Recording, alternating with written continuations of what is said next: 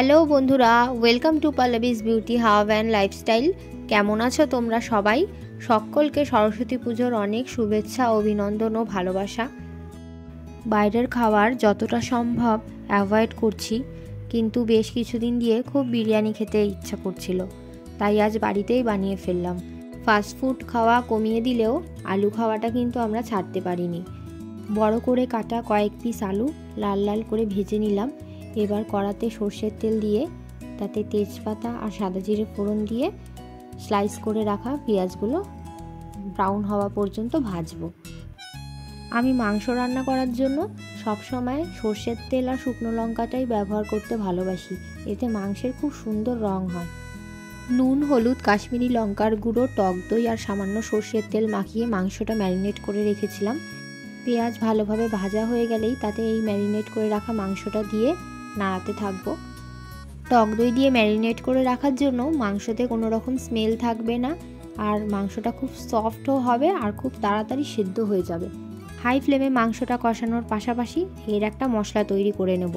তার জন্য আদা, রসুন আর বেশ কয়েকটা শুকনো লঙ্কা মিক্সিতে ভালো করে বেটে নিচ্ছি। এবার এই পেস্টটা সরাসরি মাংসের মধ্যে দিয়ে হাই ফ্লেমে মাংসটা কষাতে থাকবো যতক্ষণ না আদা রসুনের কাঁচা গন্ধটা চলে যায়। এর মধ্যেই মাংস থেকে জল ছাড়তে আরম্ভ করেছে। মাংসের স্বাদটাকে ব্যালেন্স করার জন্য আর ঝোলে সুন্দর রং আনার জন্য সামান্য চিনি মিশিয়ে দিচ্ছি। আগেই দেওয়া উচিত ছিল চিনিটা। আর সামান্য দিয়ে দেব জিরের গুঁড়ো, ধনের গুঁড়ো। মাংস থেকে দেখো কতটা জল ছেড়েছে। এই জলেই মাংসটা ভালোভাবে কষাতে থাকবো। এরপর ডুমো করে কাটা কয়েক টুকরো টমেটো দিয়ে ভালোভাবে নাড়িয়ে চাড়িয়ে নেব। ভাজার সময় আলুটা ভালো সেদ্ধ হয়ে গিয়েছিল, এখন সেটা মাংসে দিয়ে দিলাম। এরপর ঘি আর গরম মশলা দিয়ে নামিয়ে নেব। বিরিয়ানিতে দেওয়ার জন্য আলুগুলোকে সামান্য ফুড কালার আর বেশ অনেকটা পরিমাণ নুন দিয়ে সেদ্ধ করে নিয়েছি। আর দুটো বড় পেঁয়াজ স্লাইস করে কেটে নিলাম। এই দুটো তেলে ভেজে বেরেস্তা বানানো হবে। বিরিয়ানিটা একটু লাইট করব, তাই তেল আর মশলার পরিমাণটা একটু কম দিচ্ছি। 1 ইঞ্চি আদার টুকরো, 10-12 কোয়া রসুন আর দুটো কাঁচা লঙ্কা বেটে নিয়েছি। সেই সঙ্গে নিয়েছি 100 গ্রাম টক দই, পরিমাণ মতো নুন, সামান্য চিনি, জিরের গুঁড়ো, ধনের গুঁড়ো আর সামান্য কাশ্মীরি লাল লঙ্কার গুঁড়ো। এবার সবগুলোকে একসাথে মিক্স করে নেব। আর তাতে অল্প একটু এভারেস্টের বিরিয়ানি মশলা মিশিয়ে দিচ্ছি। বাড়িতে বানানো মশলা ব্যবহার করলে বিরিয়ানির স্বাদ খুব ভালো হয়, কিন্তু আজকে হাতে সময় কম থাকায় আমি দোকান থেকে এই প্যাকেটটা কিনে নিয়ে এসেছি। কড়াইতে সাদা তেল গরম করে তাতে গোটা গরম মশলা ফোড়ন দিয়েছি। এবার এই বানিয়ে রাখা পেস্টটা দিয়ে নাড়াতে থাকবো। এরপর 1 চামচ করে গোলাপ জল আর কেওড়া জল মিশিয়ে নেব। আর আগে থেকে যে আলুগুলো সেদ্ধ করে রেখেছিলাম সেগুলোও দিয়ে দেবো। এবার ভালো করে কষিয়ে নেব। যখন তেল ছেড়ে আসবে তখন এতে দিয়ে দেবো বেশ অনেকটা পরিমাণে ঘি, আর তার সঙ্গে দেব বাড়িতে বানানো গরম মশলা।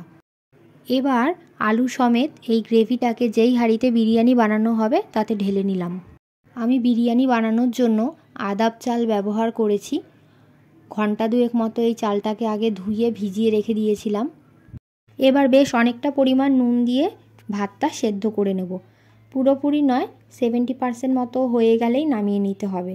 এবার বিরিয়ানির গ্রেভি আর আলুর উপর 1 লেয়ার ভাত সাজিয়ে নেব। তার মধ্যে দিয়ে দেব গরম মশলার গুঁড়ো, বেরেস্তা আর বিরিয়ানি মশলা। এভাবে আরও একটা লেয়ারের ভাত দেব। সবশেষে 1 কাপ দুধে 1 চামচ গোলাপ জল, 1 চামচ কেওড়া জল আর 3-4 ফোঁটা মিঠে আতর দেব। আর সামান্য ফুড কালার দিয়ে গুলে নিয়ে বিরিয়ানিতে ছড়িয়ে দেব। ফুড কালারটা ম্যান্ডেটারি নয়, তোমরা চাইলে স্কিপ করতে পারো। অনেকেই আছে আতরের গন্ধ, গোলাপ জলের গন্ধ খাবারে পছন্দ করে না, সেগুলোও স্কিপ করা যায়। বিরিয়ানিটা একটু রিচ করতে চাইছো যারা, খোয়া ক্ষীর অ্যাড করতে পারো। তবে আমি আজকে খোয়া ক্ষীর, আলু বোখরা এগুলোর কোনোটিই ব্যবহার করিনি। বিরিয়ানির লেয়ারটা সাজিয়ে নেওয়া হয়ে গেলে ভালো করে ঢাকনাটা আটকে 30 থেকে 40 মিনিট দমে বসাতে হবে। বড় ডেচকিতে জল ফুটিয়ে তার উপরে বিরিয়ানি দমে বসানো যায়, আর চাইলে মোটা বেসের তাওয়াতেও বিরিয়ানি দমে বসানো যায়। 8 ঘন্টা মতো দম দেওয়ার পর আরও 10-15 মিনিট রেস্টে রেখে তারপর সার্ভ করলে বিরিয়ানির প্রত্যেকটা লেয়ারে তার ফ্লেভারটা চলে আসে, খেতে খুবই ভালো লাগে। আজকের রান্নাটা হালকা হলেও খেতে অসাধারণ হয়েছিল। তোমরা কারা কারা আছো বিরিয়ানি লাভার, আজকের ভিডিওটা কেমন লেগেছে কমেন্টে জানাতে ভুলো না। ভিডিওটা ভালো লাগলে লাইক করে পাশে থেকো। আর কয়েকদিনের মধ্যেই মাধ্যমিক আর উচ্চ মাধ্যমিক পরীক্ষা। আমার সমস্ত পরীক্ষার্থী ভাই বোনের উদ্দেশ্যে শুভকামনা ও আন্তরিক অভিনন্দন রইল। সকলের পরীক্ষা ভালো হোক, তোমরা সকলে সুস্থ থেকো, ভালো থেকো। Thanks for watching.